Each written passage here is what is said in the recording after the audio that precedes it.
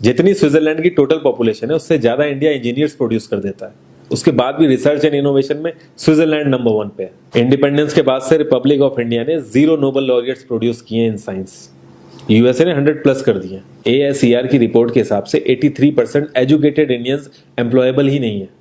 और ये जो सुंदर पिचाई, सत्या नदेला की हम बात करते हैं, इन्होंने भी आगे चल के अपनी एजुकेशन बाहर से ही करी है। और ये सारी चीजें जो मैं बोल रहा हूँ ना, इसका रूट कॉज फाइंड आउट करने के लिए हमें थोड़ा सा पीछे जाना पड़ेगा। जब ब्रिटिशर्स हम पे रूल कर रहे थे तो ईस्ट इंडिया कंपनी के सामने 2 मेजर चैलेंजेस थे। एक, कम्युनिकेशन विद इंडियन, दूसरा वर्कर्स और क्लर्क्स की बहुत जरूरत थी उन्हें। फिर थॉमस बेविंगटन मैकॉय ने हमें इंग्लिश एजुकेशन एक्ट ऑफ 1835 दिया, जिससे उनके दोनों पर्पस पूरे हुए। पहला, उनको बंदे चाहिए थे जो चुपचाप डेस्क पे बैठे, अपना काम करें, क्वेश्चंस ना करें और ज्यादा क्रिएटिव ना हो। Second, communication in English.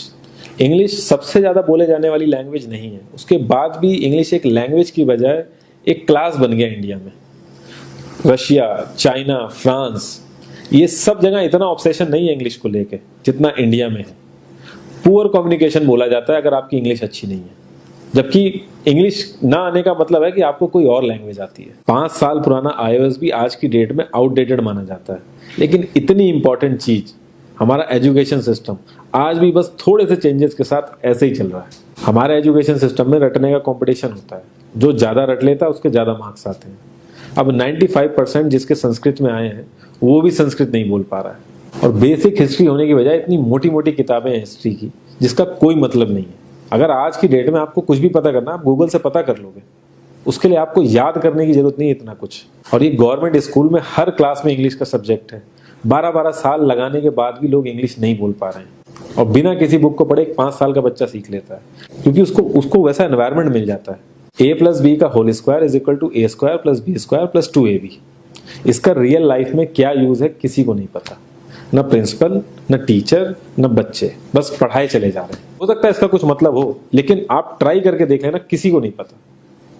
हाँ, 2AB की जगह अगर आपने 3AB बोल दिया तो 4 लोग हंसने वाले मिल जाएंगे आपके ऊपर। किंडरगार्टन में जो बच्चों को सिखाने के लिए टेक्निक यूज होती है वो लाख गुना अच्छी है कॉलेज की वो रटने वाली टेक्निक से। और जिन बच्चों के बहुत ज्यादा नंबर आते हैं ना, जो वो छुपा छुपा के एग्जाम में लिखते हैं, आप देखोगे जब वो रियल लाइफ में जाते हैं ना तो ज्यादातर क्रम्बल करते हैं वो।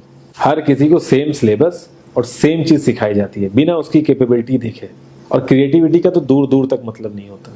अब एक लाइन से आप शेर, मछली, सांप, हाथी सबको लाइन से खड़ा कर दो और उनसे कहो पेड़ पे चढ़ो, उनको तो जिंदगी भर यही लगेगा ना कि वो तो किसी काबिल ही नहीं है। और द्रोणाचार्य ने भी पांडवों को उनकी स्किल सेट के हिसाब से उनको चीजें सिखाई, सबको एक ही चीज नहीं सिखा दी। और हमारे एजुकेशन सिस्टम में ज्यादा ऑप्शंस भी नहीं है। सबसे ऊपर साइंस, फिर कॉमर्स, और सबसे नीचे जाके कहीं नंबर आता है आर्ट्स का।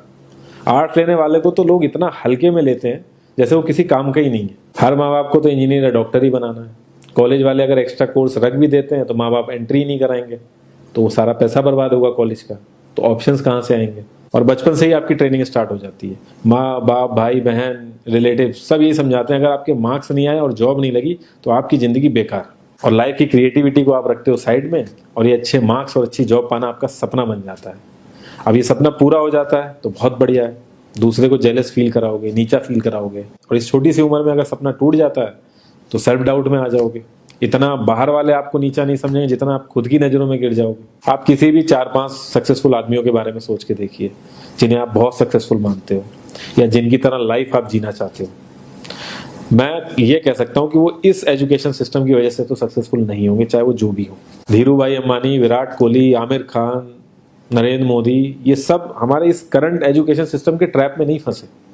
इन्होंने खुद सीखा, खुद एजुकेट हुए और खुद आगे बढ़े। किसी कंपनी के सीईओ को अगर ये कहा जाए कि आप अपनी कंपनी के सारे डिपार्टमेंट में इंटरव्यू दीजिए, तो कोई गारंटी नहीं है कि वो सारे डिपार्टमेंट के इंटरव्यू निकाल लेगा।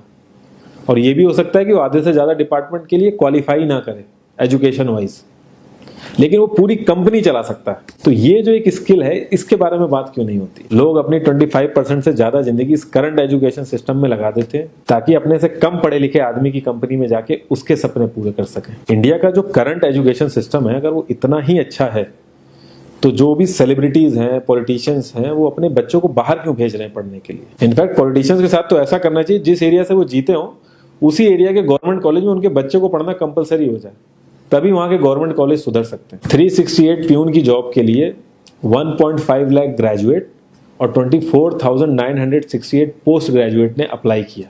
मैं आईएएस पीसीएस की तो बात नहीं करता हूँ, वो तो एक पैशन की बात होती है, लेकिन कुछ लोग 5-5, 6-6 साल से तैयारी कर रहे हैं कि कोई भी गवर्नमेंट जॉब मिल जाए उन्हें। उनसे पूछोगे क्यों ऐसे इतने टाइम से लगे हुए हो, तो वो एक ही चीज़ बोलेंगे कि जॉब सिक्योर है। मतलब आप काम नहीं भी करोगे तो आपको निकाला नहीं जाएगा। ये सारी कामचोरी वाली बातें माइंड में इसीलिए आती हैं क्योंकि हमारा जो करंट एजुकेशन सिस्टम है वो इतना कॉन्फिडेंस ही नहीं देता है कि हम अपनी स्किल के दम पे कहीं जाके काम करें और हमें निकलने का डर ना हो। मैं आने वाले 10 साल की तो बात ही नहीं कर रहा हूँ, अगर मैं आने वाले 5 साल की भी बात करूँ तो टेक्नोलॉजीज में इतना ज़्यादा चेंजेस आ जाएगा कि जो आज हम पढ़ रहे हैं, जिस स्किल पे हम फोकस कर रहे हैं, पता नहीं वो रेलेवेंट भी होगी कि नहीं उस समय। Cloud computing, SEO, digital marketing, ये सब जॉब्स पहले एग्जिस्ट ही नहीं करती थी। हम लोगों को एजाइल होना पड़ेगा, नई नई चीज़ों को सीखने के लिए ओपन रहना पड़ेगा, क्रिएटिव माइंड लगाना पड़ेगा।